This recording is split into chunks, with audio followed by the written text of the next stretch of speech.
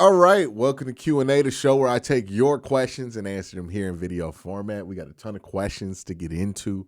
First question comes from Pan Gas. If you want to make sure your question gets on the show, make sure you're subscribed and notified, and you're checking the community tab for when I post for the Q&A prompt, which is usually on Thursdays. Pan Gas gets the first question. He's the first batter up. So let's see what Pan Gas has to say. This question says, "Hey Q, now that Dante Moore is not in the draft and that Mendoza is a lock for the Raiders," which, yes, it does seem like both those things are where we are, it feels like the way to go to fix most of the holes on the roster we have on offense. I don't see a clear path for quarterback position right now. What do I think?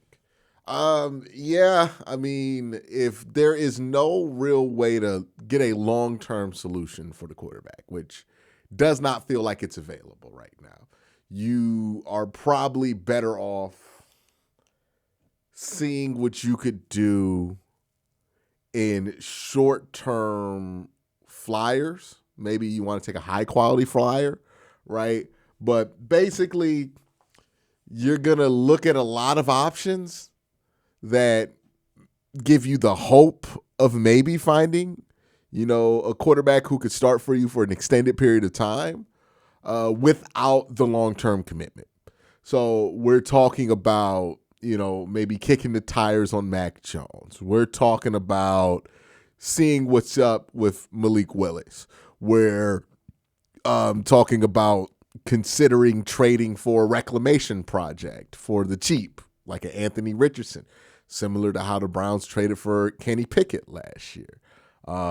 Something along those lines would probably be what you would have to aim for. You can keep it super low cost and just roll out SHEDEUR and Dillon again. I don't know how effective that's going to be for wins and losses, but you could do that. But that's probably the pathways that we're talking is just, hey, how can you try to add some upside to this room without committing long term, because you still want to have the flexibility to go after somebody in the 2027 draft if they're available, or go after somebody in the 2027 market if you think they're available as well. So that's kind of where you end up when you're in the Browns situation. I did a video, I think that's probably going to release Friday, unless the Browns drop some news on Friday, then that's going to change my release schedule. But I did a video talking about the paths forward for the Browns, and tanking for 2027 is not really an appealing option to me. If we're looking at the other option, which is just trying to ignore quarterback and just build, we don't need a quarterback team, I don't think that's going to be successful in the long term. Maybe in the short term, but not in the long term. I think the best way going forward is just to build a team, build everything out except for the quarterback, and hope that an opportunity hits you to do something that might net you a quarterback, whether it be a draft pick that becomes available, opportunity to move up that becomes available, a trade that becomes available, something along those lines, right? If somebody is in that kind of a situation, I think that's something that the Browns have to consider.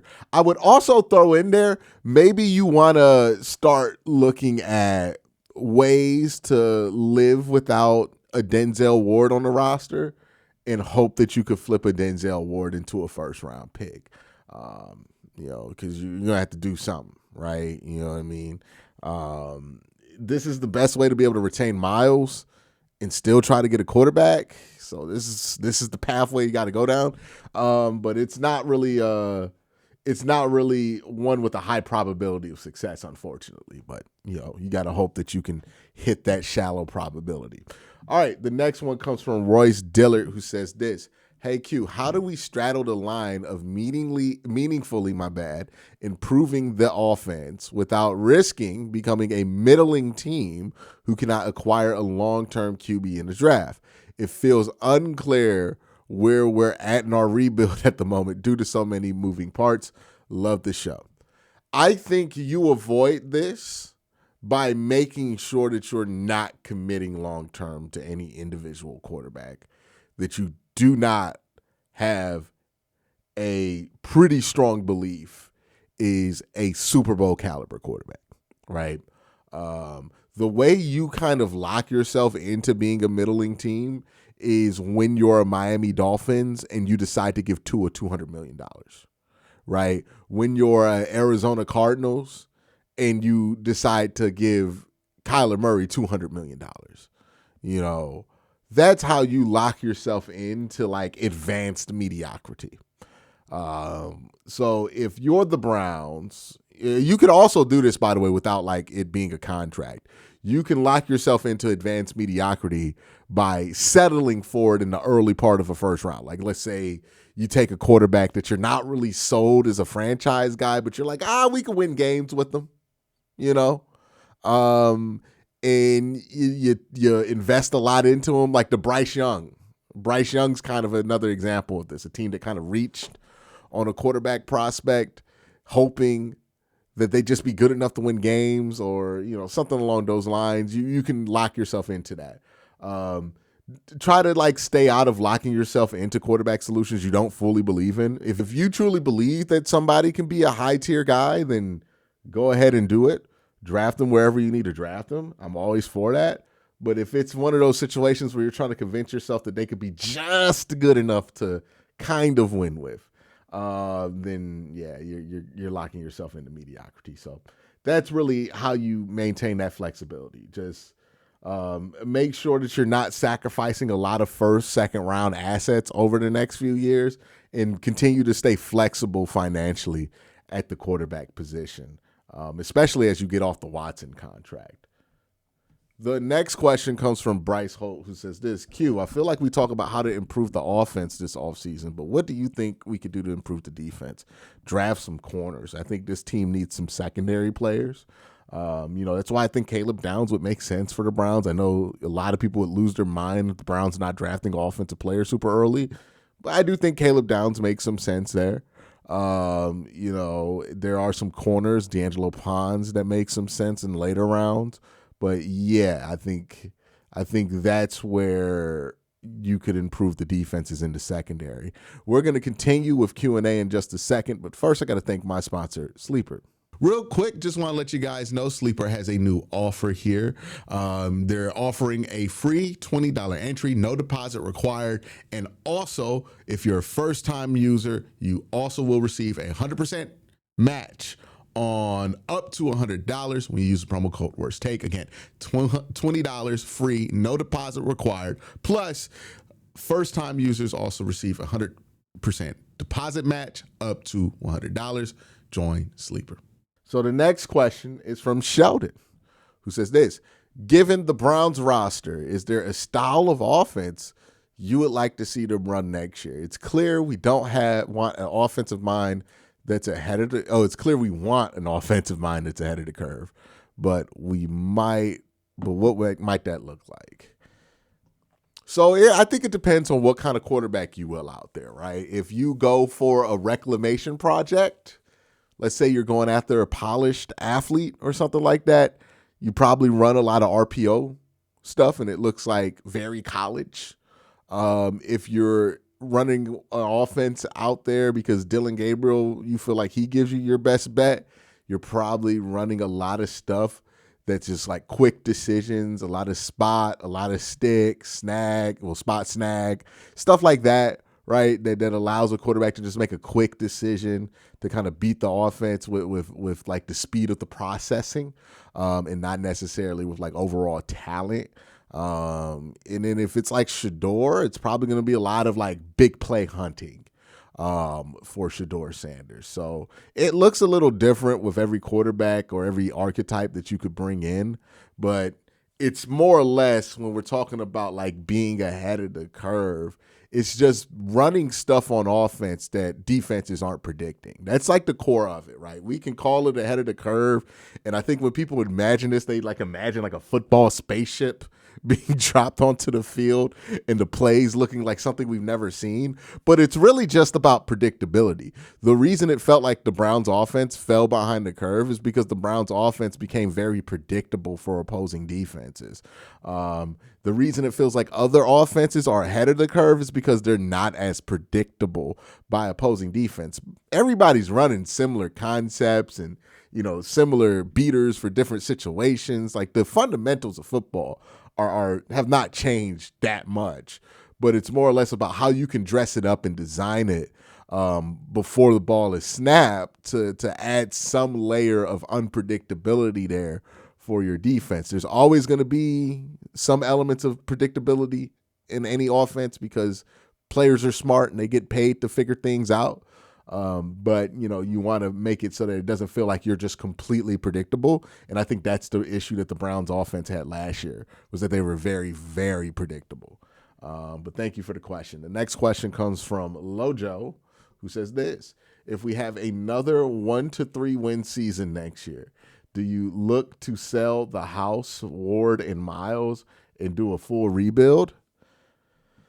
I don't know if you ever want to trade Myles Garrett. Like, it just feels like a really bad idea to trade Myles Garrett. It feels like one of those things people will say, hey, you got to trade Myles Garrett. And then you trade Myles Garrett, and Myles Garrett has like a Hall of Fame career with a different team. And then we're all like, oh my God, why did we trade Myles Garrett? And it's on the doom screen. And it's one of those things we bitch about for like the next 40 years. So, like, just knowing that's how that's probably going to go down if we do it. It's like trading CC Sabathia, right? Like, but worse, because Myles is a lot better at his position than CC was. And that is no disrespect to CC. All respect to Myles, right? It just feels like one of those things where people are just going to be upset about it, right, for a very long time. And rightfully so, because you just don't give up players like that, So you would probably want to keep Myles. Like, Denzel Ward is more expendable. But, man, if you got to trade Myles to do a full rebuild and that rebuild sucks, we're going to feel like fucking idiots. You know what I mean? Like, I don't think we acknowledge that enough. If we trade Myles Garrett and we don't get a quarterback out that trade, which is likely, because, again, you're not trading Myles Garrett to, like, the worst team in the NFL. You're trading Myles Garrett to one of the better teams in the NFL. So if that doesn't net you anything but late first-round picks, no quarterback, you get, like, one decent corner out of it, you're going to feel like a fucking idiot. You know what I mean? Yeah, we're going to hate that trade as much as we hate the Julio Jones trade. Like, imagine if we traded Julio Jones after he got the opportunity to play for the Browns. I mean, we feel like idiots. We already feel like idiots, and we didn't even have him play it down for us. I just think any trade that involves Myles Garrett at this point, we're going to feel very stupid for doing. That's my opinion, though. Let me know what you think. All right, the next one is from John, who says this: hey, Q, loving your draft content again this year. Your approach to using the mock draft for its intended purpose.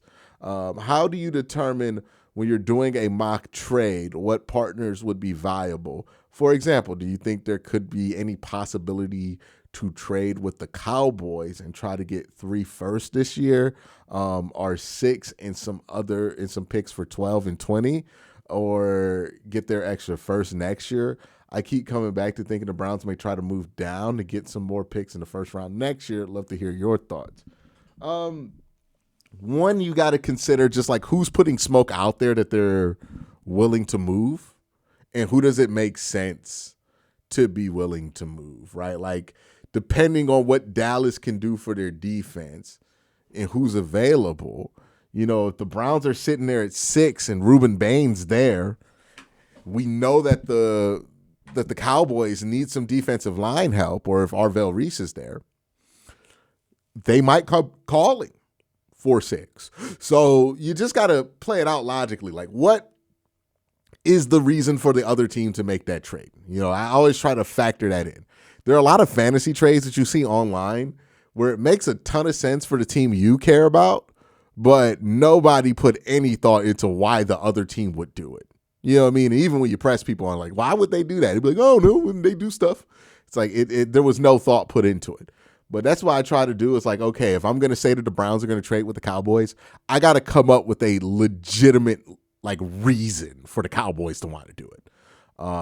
So that's kind of how I go through it, is like, hey, is there a real reason for a team to want to make this move? Or, I reach out to people who are close to the situations, to teams, and see if there's any, any kind of momentum locally about maybe making a trade up or making a move back, and then I also like to try to run trades through, people I trust that have a good opinion on that, where I'm like, okay, I think this makes sense. What do you think of it? They'll tell me what they think could make sense. Like for the Brian Thomas Jr. trade, that was a package that I ran by JP Acosta, who writes for CBS Sports and is on TV with CBS Sports now, and also covers the Jacksonville Jaguars. So, it's a collaborative process. You know what I mean? Thank you for the question. The next one is from Mr. 808, who says this: we talked about veteran QB options, and the pickings are slim. You mentioned Anthony Richardson and Malik Willis, but I think another realistic option is Will Levis. What are your thoughts on the Titans QB that showed flashes, numbers very similar to Cam? I'm going to be honest, I don't really see a meaningful difference between Will Levis and SHEDEUR Sanders. Like, I think if you're down to making a trade for Will Levis, SHEDEUR could throw them interceptions too. You know what I mean? Like Will Levis, SHEDEUR Sanders, I'd rather just give the guy on the team already the chance, So I think when you get down to that, like at least with Anthony Richardson, that's a former first-round pick. He's a, unique build at quarterback. We're talking about 6'5", super athlete at the position. There's reason to give that a try, right? Like that's different than SHEDEUR. Will he be better than SHEDEUR? I'm not 100% sure Anthony Richardson would be better than SHEDEUR. I think that would be a competition at quarterback. But the upside with Anthony Richardson is significant there. With Will Levis, I think the upside with Will Levis is the same as the upside for SHEDEUR. You know what I mean? I think they're both guys who could be Jameis Winston at the end of the day. So, yeah, I don't know if I'm all for the Will Levis thing. I just think that's a bit too it's just not that different from what you have on the roster at that point. In my opinion, with my evaluation of Will Levis. Now, to be fair, I was never high on Will Levis, and apparently the Titans weren't either. But that's just my kind of 2 cents on it. All right, the next question comes from Cam's Cut-Ups. Shout out to Cam's Cut-Ups, who says this: your video on fixing everything but quarterback got me thinking. How hard would it be to get a quarterback with a team like this? Chiefs and Bills had similar situations going on. They had assets they were willing to trade without significantly hurting the team. And I think that the key issue would be a need for a quarterback surplus in the draft. 2027 could be that, but it could also turn into the Arch-only show. What do you think? Yeah. And here's the thing about Arch Manning. Does he have a year of eligibility left after this year? Like, can Arch Manning technically be in the 2028 draft class? Let me double check that. But if he has eligibility left, like, you can't assume that he's not going to take it. So he is a redshirt sophomore. So he'll be a redshirt junior next year. Yeah, so Arch might not even come out in 2027. Now, I think the plan is for Arch Manning to come out in 2027, but if for whatever reason they feel like he needs to wait a year, he'll wait a year. And again, because his last name is Manning, and I said this all when everybody thought that Arch Manning was going to be in this year's draft class, and I was telling everybody he's definitely not going to be in 2026's draft class. One of the reasons is because he has the last name Manning. And because he has that last name Manning, the NFL will wait. The NFL will wait, and he will go number 1 overall. Even the kid could tear his ACL. He's still going to go very high in the draft because he plays quarterback and his last name's Manning and he's a 5-star prospect. Those 3 things are going to guarantee that he's going to be a top 10 pick. So his calculus to going back to college is just very different. And I mean, we're in a different world now where we're seeing guys like Dante Moore, who would have been a top 5 pick, I think the number 2 pick in the draft this year, stay in college for like, what, $8 million in NIL money?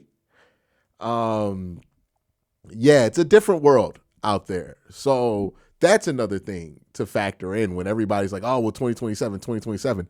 We were already factoring in like, oh, Dylan Raiola, right? He would be in the 2027 class. That's probably not going to happen anymore because he's at Oregon behind Dante Moore. So like if Dante Moore is going to be in the 27 class, which would make sense, then, you know, Dylan Raiola can't be in that class if he's sitting out and trying to do what Dante Moore did, which is wait a year and then play it in the year after that. So that looks like 2028. This could play out exactly like 2026 did, where it's like, oh, look at all these guys who could come out. And then like Mendoza pops up and he's really, really good. And he goes number 1 overall. And then there's nothing else outside of that. You know, it could be the Dante Moore goes number 1 overall next year. Arch Manning stays in college. All these other prospects stay in college. We're talking about 2028. That's the issue, is betting on a quarterback surplus is already difficult enough. Betting on a quarterback surplus when it does not feel like it is obvious, like it was pretty obvious in 2018 there would be a quarterback surplus because a lot of the quarterbacks who went early, we were talking about for years. Baker Mayfield, we were talking about for years as one of the better quarterbacks in college football. Lamar Jackson had already won the Heisman Trophy. Josh Allen was being talked about as a prospect as early as 2017. And Sam Darnold was talked about as early as his freshman year at USC. These were like, that was a class where like 5 prospects going into the year we knew were going to be first-round draft picks because of their resumes. We're not in that situation in 2027, which makes doing that a lot more difficult. If we were, I would be more open to some of these ideas about just like straight up just praying to get to in this 2027 class. But, you know, even then, when you're in a class like that, like 2018, it's not a guarantee that you get it right because the Browns didn't select the best quarterback in that draft or even the second best quarterback in that draft. You know, you can argue they didn't select the 3rd best quarterback in that draft. You know, so yeah, that's kind of the downside to it. Is you could bet on that, but you still got to get lucky. And I think that's the thing that we just got to acknowledge. In order for the Browns to solve their quarterback problem, it's going to require them to get lucky. Like that's just where we are. And I mean, that's always been the case. We're going to have to rely a bit on luck to solve the quarterback problem. And it's nothing nobody wants to hear because you can't plan for luck. But that's what you have to hope for. We're going to continue with more questions, but I got to thank my sponsor, Fanatics. So, look, if you know anything about me, you know that I am a self-proclaimed and unashamed sports nerd. And that means a lot of things. That means I love the data around sports. I love watching sports. I love breaking down sports. I love learning more about sports. Fun fact, I got gifted a sports almanac when I was a kid for Christmas. And I used to read that sports almanac for fun. Now, to be fair to me, this is before everybody had like high-speed internet at their house and had better things to do. But I did used to read that. I would love sports cards, baseball cards, basketball cards, football cards. I would love to get them and just find out obscure information about obscure players or even just fun information about big time players that you might have not known if you didn't look hard enough at the data. And that's why I want to talk about my sponsor for today's video, Fanatics Live. Fanatics Live is the most fun way to start collecting sports cards. It's a 24-hour live streaming app where fans buy and rip packs together with on-screen hosts guiding the action. There are two main ways to play: instant rips, where you buy a digital pack on screen. The host rips it live, revealing a physical graded card. You can instantly sell it back to the app for credit, about 90% of market value, or ship it to your house. There's also breaks. Instead of buying a whole box, you could buy a spot, usually assigned to a specific team. And when the host opens the box, you win every card pulled for your team. Here's me opening up my first pack on Fanatics. Okay. Host's about to open up my pack. Let's see what I got here. All right. Let's see what I'm getting. Oh, Steph Curry. All right. That's cool. You get like the 3D thing, and you get to go into the app. And if you go into the app, you can actually see like the kind of close up of it. That's really cool. You can even read the back. Look at this. This is really cool. Steph Curry. All right. The best place to start is Fanatics Live. It's the easiest way to start collecting, even if you are a beginner. With instant grips, every pack has a professionally graded card inside. You see the floor and the ceiling value of the pack before you buy. And then once the card is revealed, it appears instantly in your collection tab. And in there, you can decide what you want to do with your card. You can keep it, ship it, or sell it instantly for credit to keep ripping. There's a variety of cards you could pull on this app. You could do NFL, NBA, MLB, and even Pokemon for you freaks out there. New users get a free instant rip pack with a graded card inside to try out. Click the link in the description to download the app and join your first stream to get yours. All right, Mr. McNasty. Probably an anime watcher. Q, why not take a look at Malik Willis or Romeo Dobbs? Draft Carnell Tate and add an offensive line in the first. That offense will be loaded. I mean, it would be better than last year, but I just tend to be very hesitant on this whole Malik Willis idea. I wish I can get as excited about it as other people I know and trust have been able to get excited about it. But maybe I'm just too skeptical for it. He has not played a lot of football. And boy, are you betting a lot on a dude who has not played a lot of football. The football he has played in Green Bay has been good. But, I think Green Bay does offer unique circumstances that, aren't the easiest to replicate. And I don't know what that's going to look like outside of that Green Bay structure. I just am really nervous. Like, we've seen this before with Green Bay quarterbacks or Green Bay backup quarterbacks, where they look pretty good in that Green Bay system, and then you take them out of it, and then they look like the guy they were before they entered that Green Bay system. It really depends on, just the confidence you have in whoever's running the offense and the confidence they have in Malik Willis. But, yeah, I mean, like, it sounds good, but if Malik Willis is terrible, that offense isn't going anywhere, and I think that's the big issue that you got to contend with. Michael says this: hey, Q, let's say Sanders starts and he plays decent next year, but it's obvious he's only going to be average. I'm saying we think at best he's going to be like Jameis Winston. In this hypothetical, the Browns go about 9-8. Are there going to be any realistic paths to getting a franchise quarterback? Probably not in the 2027 offseason. If you go 9-8, you're probably going to be very high up in the draft order. Maybe if a project quarterback becomes available, then all of a sudden SHEDEUR playing at that level does become very useful because you can win games. You can buy yourself some time for the project quarterback that you're developing to develop And maybe, when you're ready to crack that egg, it might be what you want it to be.